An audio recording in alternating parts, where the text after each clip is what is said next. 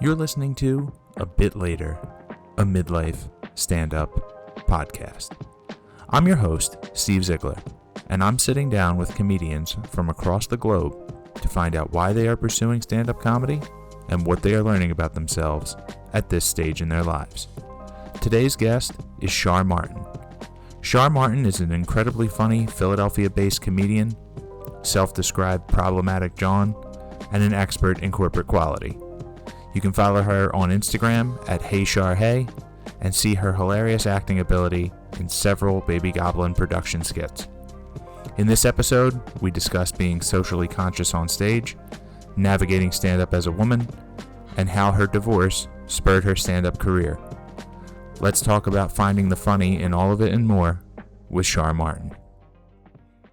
In comedy, like post-divorce, I felt like I had some things to say, and I don't know, maybe I was also looking for community. I don't think I knew that I was at that point, but found it.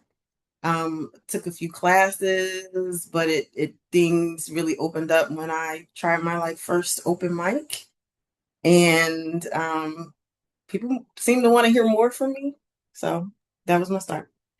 So where was your first open mic? Comedy John. You did the Comedy Joan first. That's a big one. Yeah. People up the block. Comedy John. Yeah. I've done the Comedy Joan once and definitely bombed. And that was before my actual foray into comedy. So it's a great room. Comedy Joan's a lot of I fun. mean, I was there till probably like almost 2 o'clock in the morning, and I just got up there and did maybe 90 seconds. Yeah, yeah. Maybe 90 seconds. And then I got sort of linked in with a couple of local comedians that were doing like a writer's room, and they invited me to that, and that was dope. That's great. So you mentioned the divorce, and I feel like a lot of interviews that I've done, and even for myself, there's usually like some sort of life event, I think, that pushes people to do stand up. So that'll be my first question. Like, what, if you could describe that feeling, like, what was it like? Why comedy post divorce? Well, first of all, it was not a very lengthy marriage at all. It was a trial version of a marriage. He really pretty much should have just been a boyfriend. You know what I'm saying? Got And what did it feel like? It felt like I was in my head. It felt like I was thinking. I was sort of reviewing things.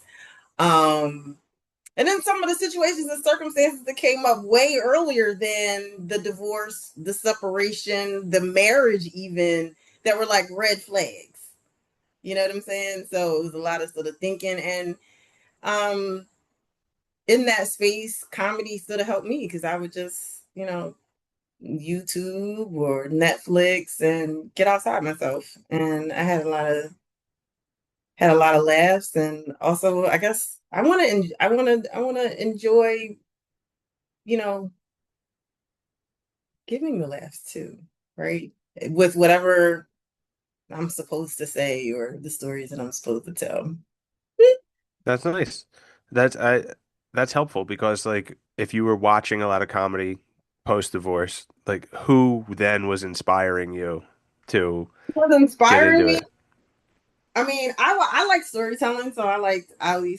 I not liked. I like Ali Sadiq. I like Takara. Um, Ralph Barbosa cracks Ralph me up. Barbosa is really funny. I like him on podcast and his first Netflix special. I remember that was really great. Yeah, Right, I probably watched that a whole bunch of time. Now I can't tell you the name of it, but yeah, I I don't remember. I even like Ralphie May. To me, it's like those belly aching laughs are, and I mean it's so much. I can even watch Dave Chappelle, Hmm.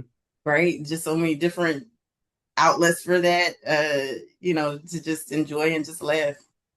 Yeah, I think like Chappelle and Ralphie May is kind of like what we was around when we were growing up for sure. And then were you in any way performing when you were younger, or is comedy No. like your first time on stage? Were you dance, acting, anything? Oh! I played the violin for 12 years, Oh, from first really? Okay. through. Yep, played the violin, transitioned over to the viola in high school, was on choir, was on treble clef. So yeah, I've been on stages. Nice. So you're comfortable that way. You always look very comfortable up there, but like in terms of like where you're drawing your material from, I don't hear a lot. I know I haven't seen you perform a ton. I don't hear a lot of like divorce stuff or like men stuff. Like where are you really drawing your like inspiration from when you write your material? Yeah, because I don't necessarily talk. I mention it a little bit, but I Yeah. don't necessarily go into detail with it.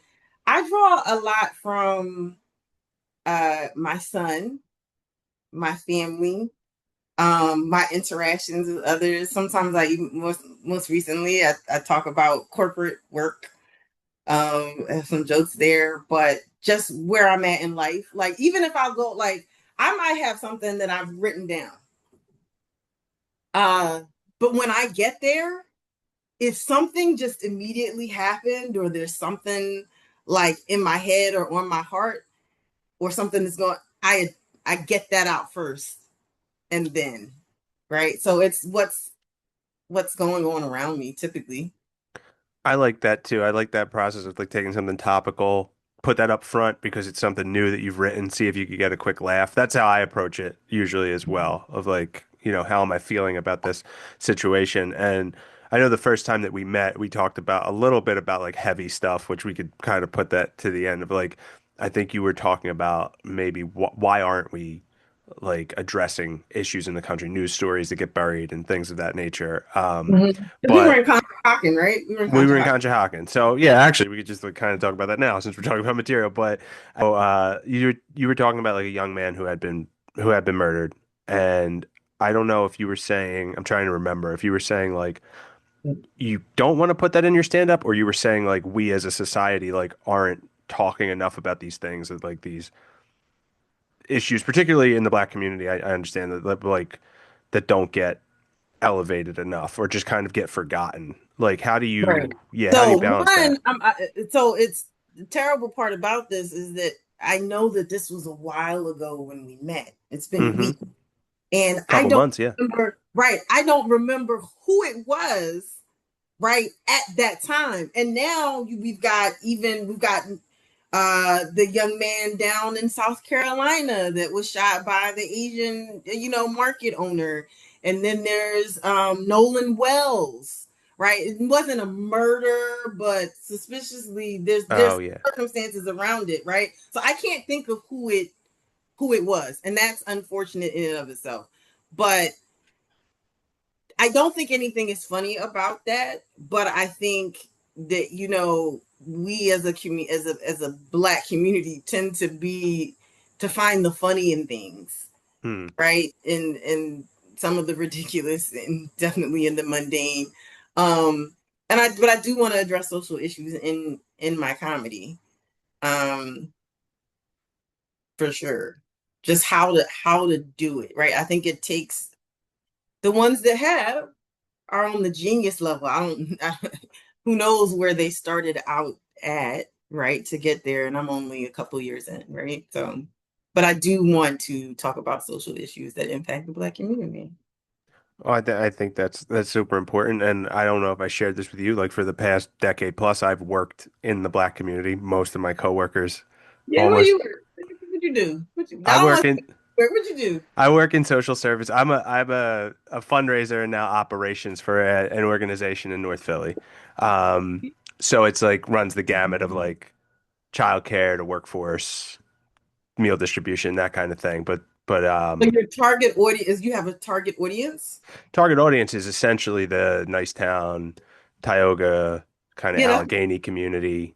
okay. Um, so yeah, so I mean predominantly black community. So also like learning what you said about like sensibilities and comedic sensibility. It is very different, obviously, of like growing up around a lot of white people in South Philly to working with a lot of black folks and like hanging out obviously in high school with black kids too. And I don't want to, I'm sorry, I don't want to make this about me, but they're like learning those differences and then kind of bringing them together is kind of what's cool about comedy.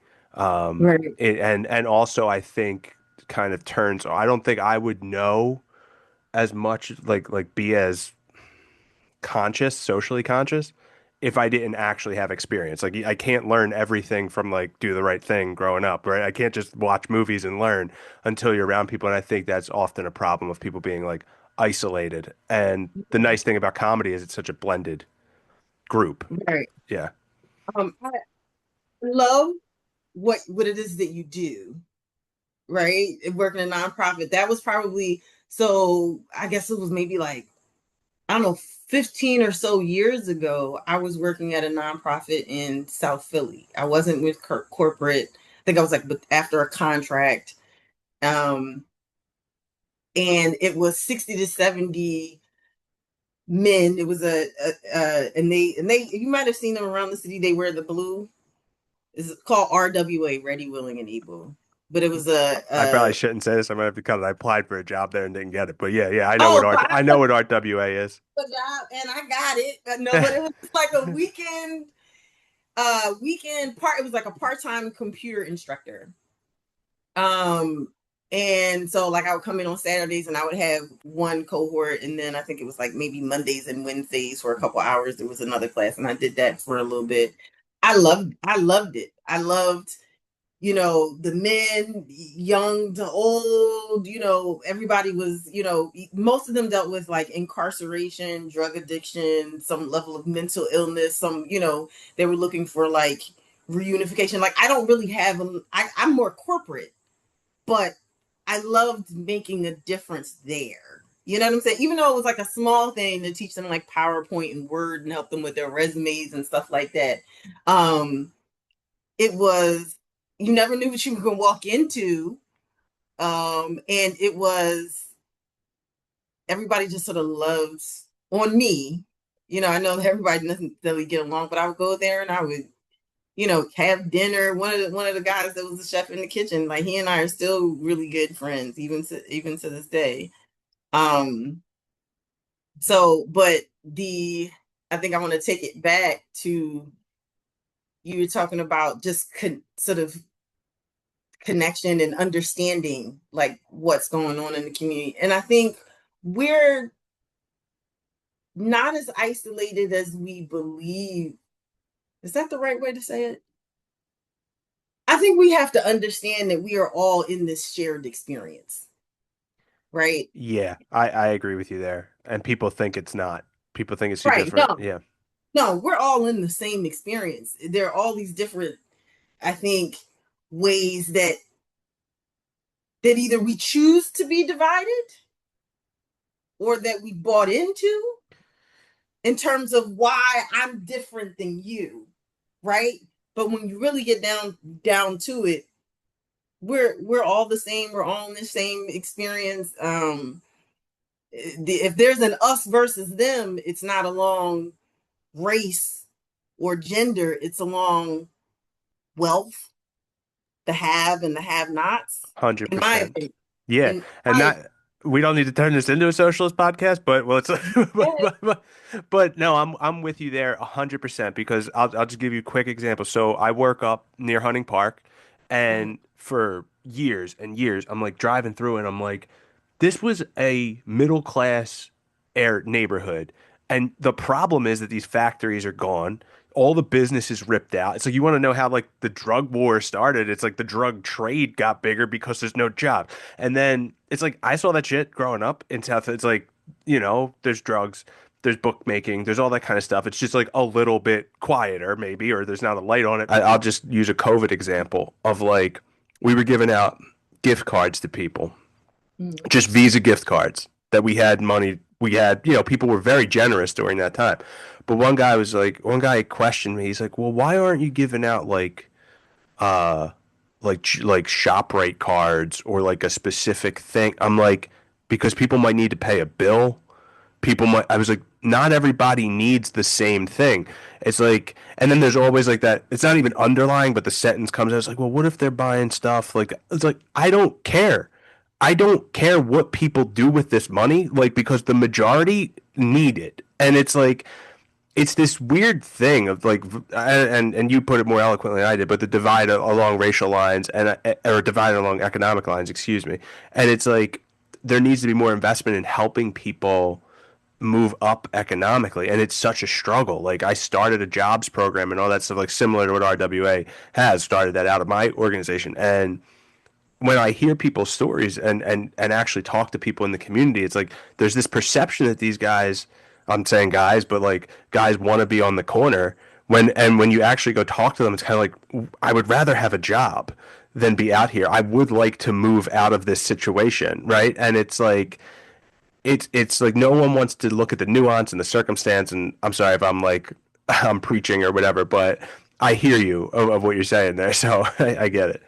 Yeah, it's everybody. Like I travel a lot for with my job, and other countries, it does. Like I just most recently I just got back from Shanghai, China. It's I mean it's communism, but you know what I'm saying. And they're very well controlled, Yeah. but you don't see a lot of you don't see poverty. It's a very wealthy. It's very very wealthy, very well controlled. You need a passport to get on a bullet train. I've been over in Europe. It's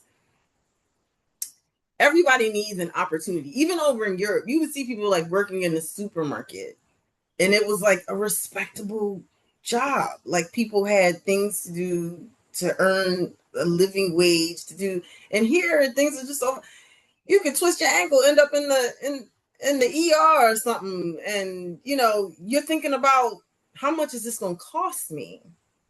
Right. You know what I'm saying? Like we're all having these same concerns, but we want to be able to take care of ourselves, take care of our loved ones, um, and have our dignity. And I think a lot of the issues it's starting to rain here.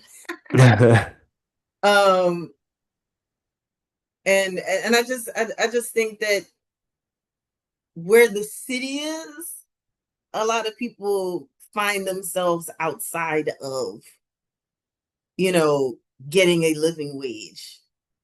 You know, Yeah, I um, see that. Yeah. I think there was a situation like going back a few years now, but they were talking about, in like Winfield and Temple, they were taking the college students and going and making them withdraw money from the ATMs and stuff like that. And to me, I mean, not cool, you know, but also you see things happening in your community. Temple is North Philly.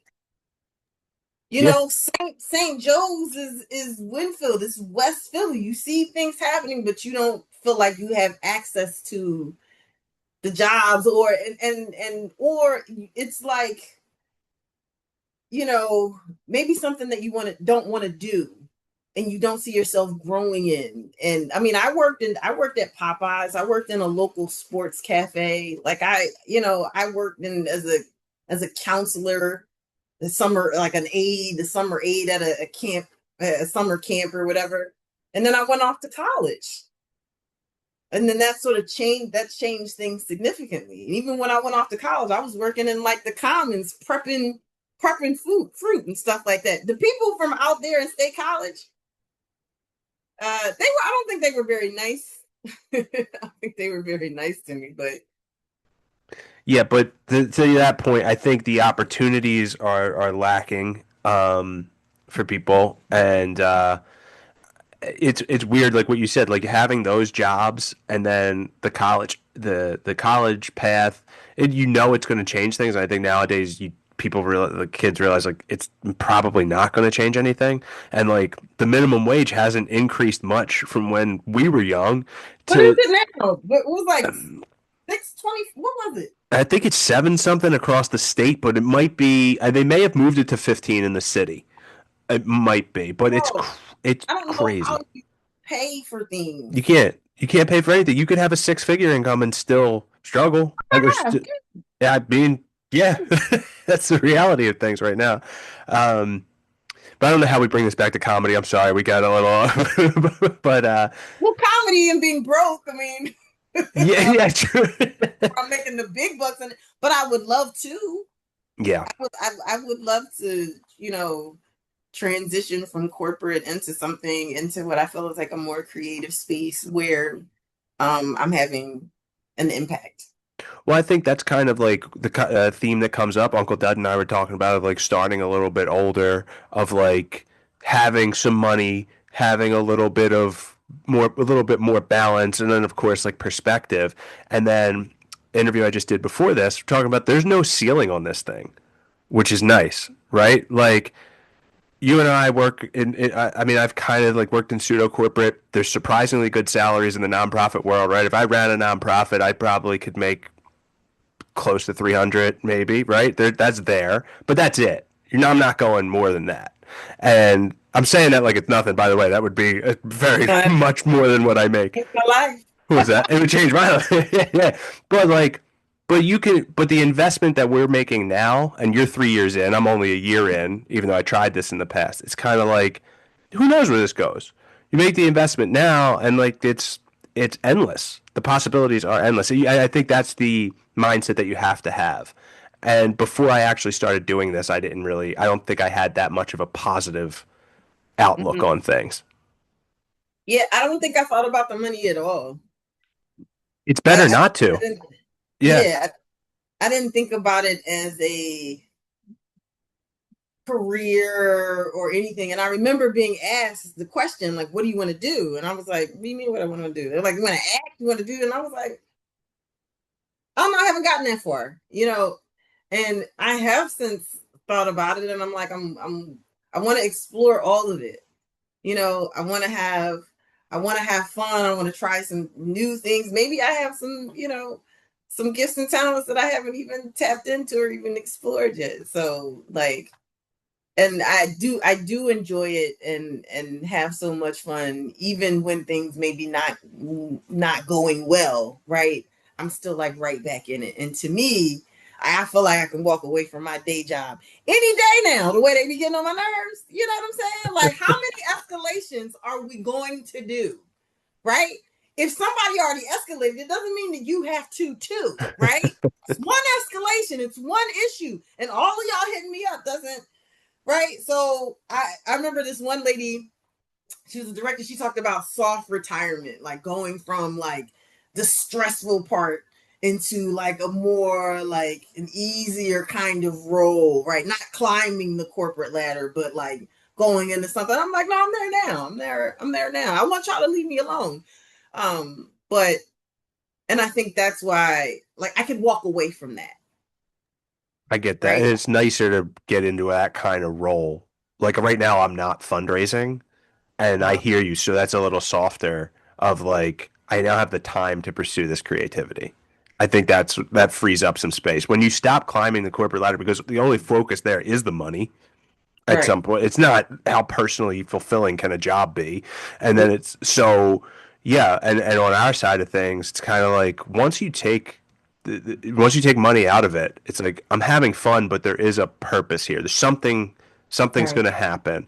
Are you writing skits? Are you acting in things or like I do no, I've never written a skit. I've jotted down what I think would be some like solo skit ideas. Um uh Dorian has invited me to be a part of like a couple of skits. So you're I've very kind of funny in that one with the neighbor, right? That's really good. I saw that before we met and didn't realize that was you. Yeah. yeah. So that was like probably like the second one I did with him. And I forgot the question. Is it what I want to Like, do? well, I know you already said like you don't really have like a set goal, right? Beyond like stand, but like I was wondering like if acting is interesting to you, like do you see comedy opening doors? Like if there is a loose plan, what do you think it would be? It would be continuing to write, getting better at that. I did take a theater class like last year to try and get more physical in my comedy to consider like act outs and stuff like that. Um, I love the idea of prank phone calls. That's very a lot of pranks in my household going on. when I'm growing up. So that sounds fun. Um, could I act? I think I could. I don't know. That seems like I think I would be somebody's auntie, you know, maybe somebody's little sister. I don't know. No, even I'm not. I don't know. It depends on if they see my grades. Where I think you could do it. One of the things that I often talk about with women that are on the podcast is like being a woman right now in comedy and like navigating that experience. All right, that stopped. I'll start this question again. So, Mhm. as a woman in comedy, you're already realistically you're facing more challenges than a man. It is a male dominated field. I understand that. Have you had like negative experiences that you feel were misogynistic or sexist at open mics? Have you experienced that at all? Because everyone's answers to this tend to be different in what they've seen. Okay, so it's. I think it's a couple ways I could answer this. I wouldn't just limit it to open mics. I've been at shows. Somebody slapped my ass, just all out slap my ass. How you know? Um, I've there definitely been some. I've been contacted, about some things that have gone on at open mics, and I've tried to support. When I do hear things of people that are being weird, um, I'm very mindful of it, and I try and navigate not being alone with this person, or making sure that I have some, support around me, and making sure that they know why they're there as well. um, you know, if things been said across the mic that, like points of view of men, absolutely. I try not to take it personal. You know what I'm saying? There was somebody that said the other day, and I'm not going to say who it was, but I think they said it was right after I did some time, and they were like, "This is the first time I've met Shar, but I don't know if he said he was in love with me or he thought I was beautiful." And so all he heard was wah wah wah wah wah wah. And I'm pretty sure he meant it to be funny, thinking that it was a compliment. But gotta be able to hear me too. You can't just Yeah, like just women look. Yeah. first. Yeah. I didn't get it. If I wanted to just be seen, I guess I could model, or I mean, I understand that people are going to look and say what they. I will say the comedians are very forward. Huh. They are very forward. I mean, again, there's no policies in this thing, so That's true. That's they're all true. in corporate and you have organizational structure. You Right. got chains that you can go through with somebody is da da da da da, and there's a certain way that you conduct yourself. Everybody, it's a mishmash of whatever in comedy, and you got people that are not in corporate and don't work in those environments and don't have policies or jobs at all, right? So we're working, you know, in bars. I mean, we're in bars around alcohol most of the time. Those are You know? yeah, those are good points. I mean, I think for someone who's had a job and worked around like 90% women my entire career, like I've had that structure and kind of understand. And also I just had a conversation previously about like it's very obvious when you hear a comic like punching down or their point of view is hateful. I'll say, I mean, you might see this differently. I think it's probably less than 1% of the people that we're around. Then you can kind of suss that out pretty quickly. And also, apologies. I know you're on shows and not just mics because I know you headlined the other night, so I'll talk about that too. But like, yeah, I just it's something that interests me because I like to in my comedy talk about the differences of men and women. But I think I said this to you the first time we met. I don't want to be just the guy complaining about his girlfriend. But like, if I could elevate it to a way like a Bill Burr or Chris Rock can do it, and you can like see my point of view But I'm not Right. saying I hate women. I'm just saying like here's what I think about this current situation. But yeah, to just be that, to be so aggressive, and I've seen it. And I had McLean on the other night, and I don't know if you've met her, talked to her, and Yeah, she's got the hair. short blonde hair. Yeah, she's. Yeah. I think we're around the same age. She talks about her drug use and going to Yes. jail and stuff like that. Yes. Oh yeah, I know her. I know her. So she was saying, and she talks a lot about sex and stuff on stage, and she was saying like a guy, like she said, guys automatically assume that that's like an open invitation because she's like she's it's part of her bit, Oh. right? Of like she said literally like a guy, she got off stage and somebody else came on and was like uh was saying like I'll tear that ass up or something like that, like, and she's like like you don't, she's like that's, we're not doing that kind of thing, and she is tough, she would probably punch them in the face, I would imagine. But she's like, also, you're wearing Crocs, you don't stand a chance. She was very funny about it. So her episode will be out before yours, so everyone hopefully would have heard that before. But it's interesting to hear those perspectives. And then the last thing I'll say, I'm sorry, is it's just that someone else I had on, her name's Pamela Wardrip from San Diego. She said that what she notices that she kind of puts aside because if she hears those views about women, she's like those people have those views about everyone, Mhm. or they have their issues, and she's like they're just not going to be in my circle in comedy. That's kind of how she deals with it pretty much. Yeah, I mean, people have all kinds. I think people are, they can say whatever it is that they want in their comedy. I mean, and people are gonna receive it how they're gonna receive it, and it may work in this room because there's not a lot of diversity in this room. But if you go somewhere else, you're gonna learn, right? Um, 100%. Yep. and I've had to check. I've had to check a few people. I've had to check a few people. Just establish boundaries and expectations. And I don't believe that if I were younger, I just believe that I would have had more challenges when I was younger in comedy. I think that I believe that I would not have been ready for the social stuff that's going on, that goes on. Do you Right. think it would have like shut you down, make you shut down, or you think you would have had a more like aggressive response as a younger person? I think I think it would have shut. I think I would have walked away from it. I Yeah. think it would have been too much. I think, and I don't know that I was as assertive then. You know, and I do. Yeah, I definitely empathize with the younger women that are in the scene.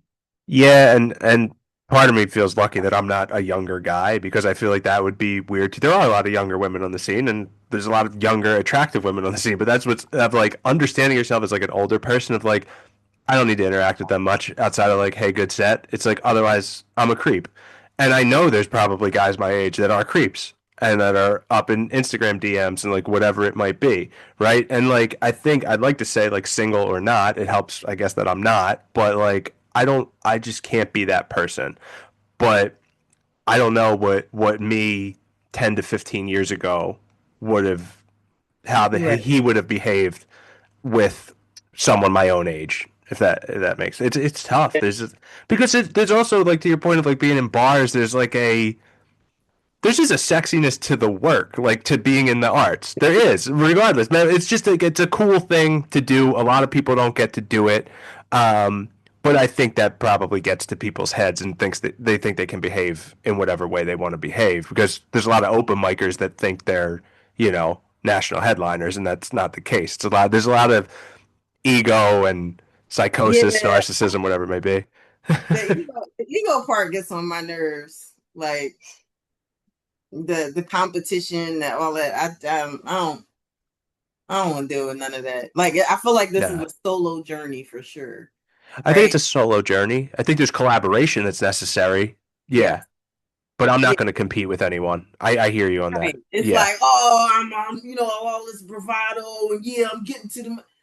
Listen, you got to do the next show too. You know what I'm saying? You got to keep doing comedy. You got to keep creating. You got to, the continuous improvement of it all, like the growth in it. You can't, you know, just keep going.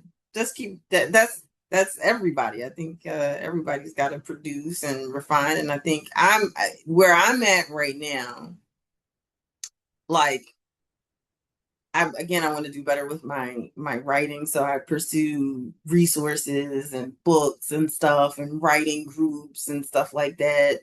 Um, I enjoy those very much. I still very much listen to comedy, but I want to be more proficient at it. Like, it's hard for me to sort of watch my sets and listen to them because I think I'm really hard. And I'm like, I forgot that, or I get sort of, and I'm like, okay, but I got to do that to grow. So I'm trying to lean into that, and I think that there are some different tools that I can use, like on sitting down. There was somebody that said the other day, they were like, yeah, they use 3x5 cards and organize things on a whiteboard, and I was like, I mean, yeah, I do that for work. Oh, I can do that for this too. Like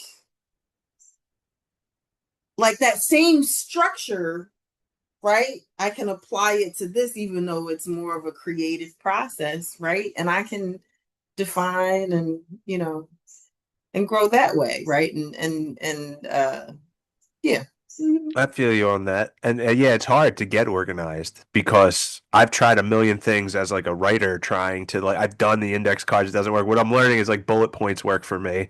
And that's I never really made the correlation. I'm like, oh yeah, that's how I write grants and things for work. It's kind of always has to be an outline and stuff like that. So once you realize that and that might be a point of like being older and having experience now, is just kind of like, yeah, you can take these skills and And like transferable, yeah. transfer them to comedy. Yeah.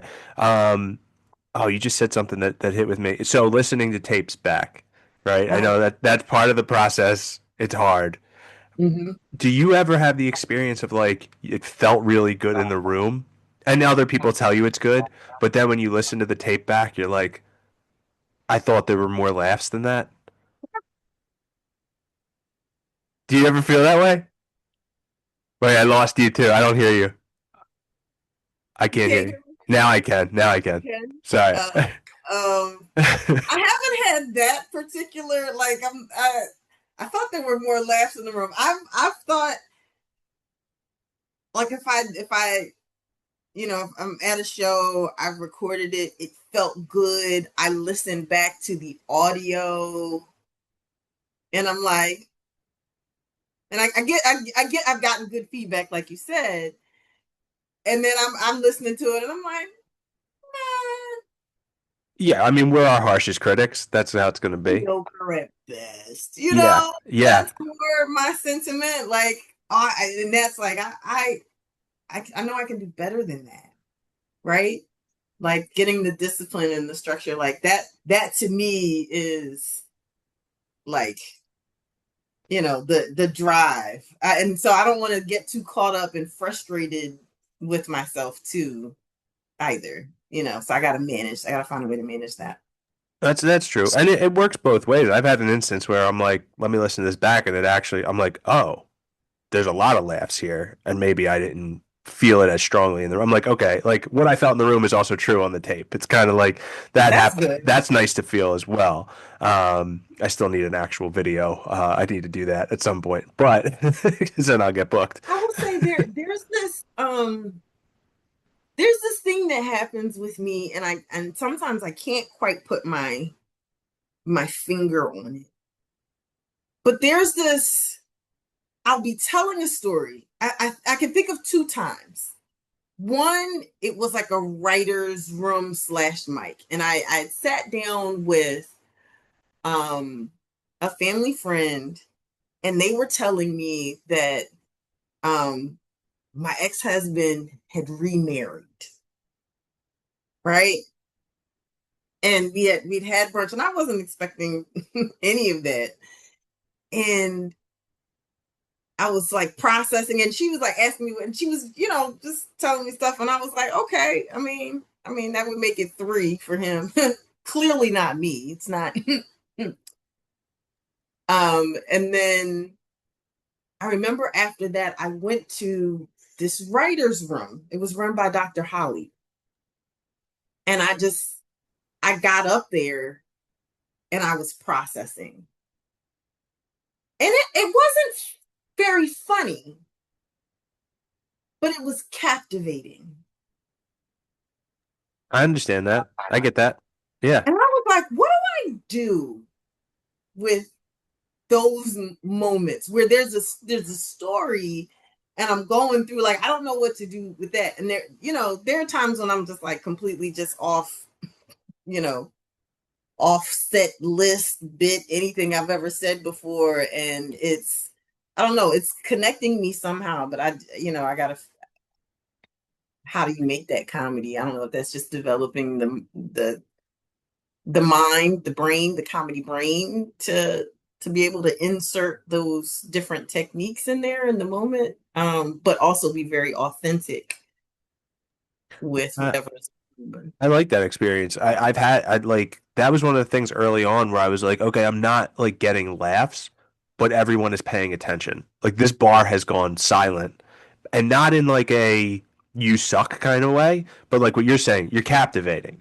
So in developing, that's kind of like, yeah, I think that in the early stages, and this happened a while ago, and I'm like, huh, there's something here that I can do to make people want to listen to what I have to say, and right Right. back to what you said, let's find the funny in this, like punch it up, whatever it might be. And that I don't know if you feel the same way with people listening like that. Like that to me was like a confidence building moment. I'm like it's worse when people are talking. If people are talking while you're doing your set, they don't give a shit what you're saying. Like they do not care.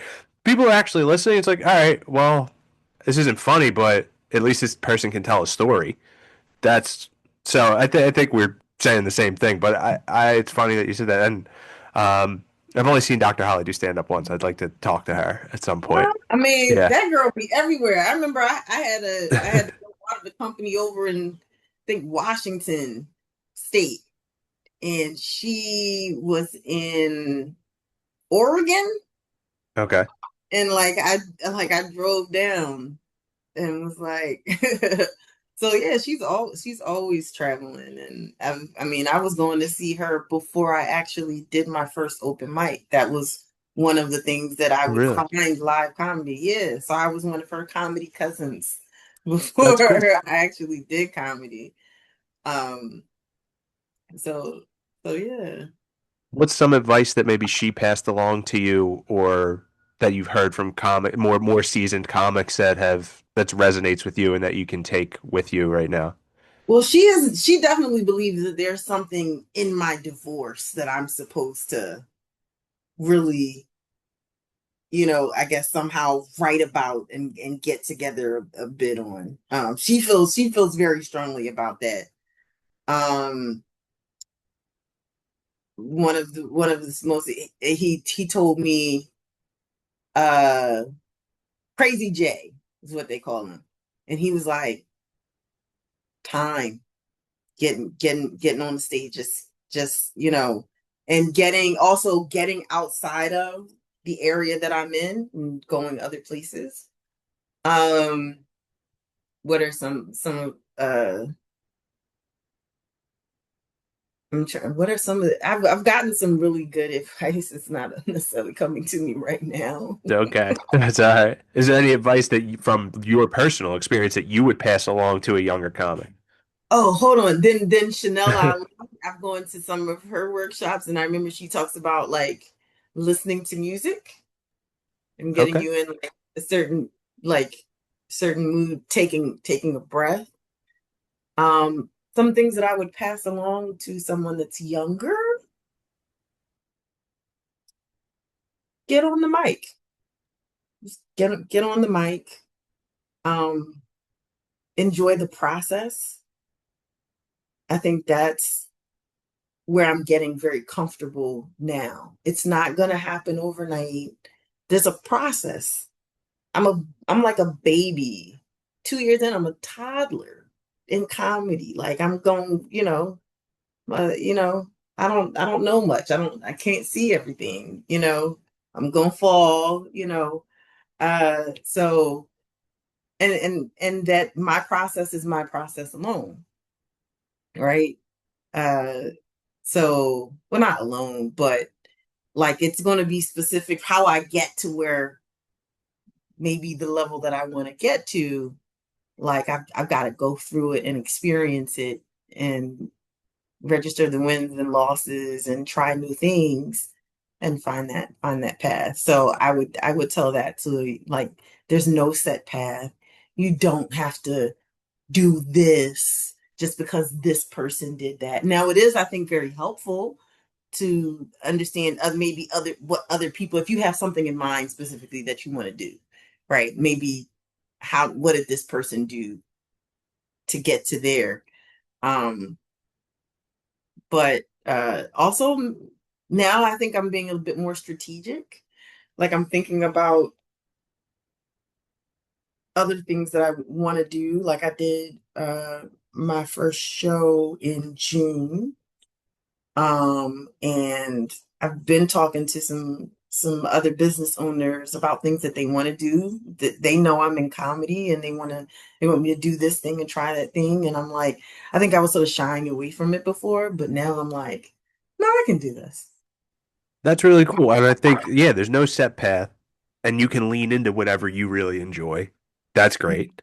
And then I like what you said about the following certain people's paths. Like even someone like Chanel, and she came up on another episode too. So I haven't talked to her in a very long time. But when I used to promote shows, I had a show with Chanel, and like there was a point where I was like, oh, maybe I could like manage Chanel or whatever. But she was already like she was. I think she was on her And way to do her thing. she's amazing. She's She's she's great. giving good advice. I remember one time she looked at my story and she was like, your hands are supposed to be free. I think I had a drink in my Oh hand. wow. She was like, Okay. and I was like, "You right, you right." I don't Yeah. know. Had that drink in my hand. Um, like she'll give advice like, yeah, it's good advice. People that you trust when they give you feedback. You know what I'm saying? You hear Yeah. it.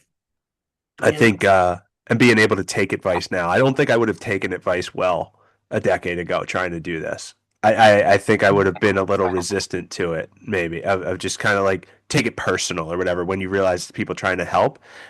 So I want you to do your plugs at the end and like well, actually, how's everything been going? Like your first, like, was that your first headlining show the other night? Or you've been doing more spots? Wait, And I lost you. I lost you. What did you just say? they just threw that on me. Oh, okay. That my first headlining. I would say so. Was it? So London messaged me weeks ago, asked me if I was available. I said yes. Okay. And that was pretty much it. Right? There wasn't any extensive conversation. I wasn't even tagged in the flyer. And I went looking for it and found it, and and then when I got there, I came right from work. I typically work from home, but I was there all week this week. And so I went right from work to lost time. And I was sitting in the car just like, I don't know, maybe thinking I was gonna take a nap because I was tired from being at work all day. And he said, "So you gonna do, 12 to 15?" And I was like, "Huh?" And then he was like, "Oh, you're headlining." And I was like, "Okay." And then I sort of laid back and was like, I gotta start asking more questions. Be like, yes, I don't say yes to everything, but I was like, yeah. And when they set out I was like, oh, okay, because I had just done my first private show Okay. last Friday, and that was 15 minutes, so it didn't throw me into a panic, but I was just like, he was so cavalier about it. I did have a good time. I did That's have great. a good time. And there should be tape. which I'm trying to get better about. Yeah. And so I should be able to put some clips. I'm trying to get more disciplined about that too. Yeah. But Yeah. I do think that was my, let me look, my first headlining for sure. That's great. That's I have to ask more a questions. milestone. That is. You have to mark that. Hosted. I love hosting. I've hosted shows for people in my network outside of just comedy. They'll like throw me on and like almost like MC host this thing. I love that. I have never headlined. I'm gonna last, but headline? No, I can't say that I have. Not a. I mean, maybe a mic. A mic. They've said, "Hey, can you do like this Closed it spot?" out. Yeah. Yeah, Yeah. but no. Congratulations. That's huge. That's great. Big milestone. I'm glad we're here to talk about it. I need to toast myself or something You with that. should. Also, before I ask you your last question, it's not lost on me that when you were talking about bringing your divorce into the your Zoom camera, Zoom moves now. It just showed all your kitchen knives behind you when you were talking. It made me laugh. So, You remember when all that stuff? I said I got to get in here and get rid of this stuff. I remember my mother-in-law. She had bought like some stuff. I was like, no, this gotta go. I was like, he gone, it's gotta go. I don't want anything in here, you know, that reminds me of any. I dropped off a whole big old bag of goodies at Goodwill. The guy was like, does this stuff work? I was like, yeah, all of it works. I don't even think it made it into the Goodwill. I think he was like, no, I got a brand, it's like a brand new NutriBullet. I was like, I get it. it was a food processor. Like, I mean, and again, the marriage wasn't very long, so the stuff was very new. Yeah. Condition. The timing of it all. Somebody came up, It was, I put, man, because it was just weird. It was weird. I remember. So here's what happened. So we went to his homecoming, and um and so it was a drive down to North Carolina. And I knew that I wasn't going to drive back because I had an audit in, I think, Minneapolis. So he was going to, at the end of the week, at the homecoming weekend, he was going to drop me off at the airport and I was going to make my way to Minneapolis. And then after the audit, make my way home. So he was driving back on his own already. And then shit hit the fan, like with some like weird manic kind of behavior. And by the time I made it home from Minneapolis, all this stuff was gone. Wasn't like a conversation or anything. It was like he was gone, and I was like, he turned off his location and whatever. I mean, I could still see his location. He didn't Wow. know that. But I was like, what is going on? And I remember reaching out, like, all right, you left. Okay, but you left some stuff. Is this the stuff you left? Is that trash? What is that? There was like, I remember there was this one gift from his mom where, because I'd gone through IVF. He was Oh, younger. wow. He was younger than me, and he didn't have any kids. And of course, my son is an adult. And it was like, I remember this gift from his mom, and it was more like recipes in a frame, because it was like, don't get us nothing else. You know what I'm saying? Uh, and those were going. This was like really weird. The stuff that he took versus the stuff that he left, which was actually offensive. Take your shit with you. I don't That want is your offensive. trash. No, you can't leave that around. You have to Take take it all. everything. Yeah. Like and yeah, that was a weird time. That was a weird few months, but I filed and it's over with. And it's been, man, we didn't even celebrate a third anniversary. That's how quick this thing was. Wow. And I think the paperwork came in like around that, what would have been the third anniversary. But yeah, it was quick. Yeah. Well, it's always for the best. There's an old Louis C.K. bit that says you should never say sorry when someone gets divorced. It's kind of like, there's a reason No, for that. definitely happily divorced. Yeah. Definitely like valuing singlehood, you know, when Mm-hmm. it's like you grow up a certain kind of way. And I grew up in the church. It was like, you know, the purity thing and no teenage pregnancy. Now I get it. I did get pregnant in college. I Okay. do have a son, right? Came out with a degree, came out with a son. But then it was like, okay, I wanted to do it right. And so it was like, okay, well, there was still this, I was gonna get married, we were gonna grow our family, I was gonna have more kids, and that was going to be life, right? Uh-huh. No.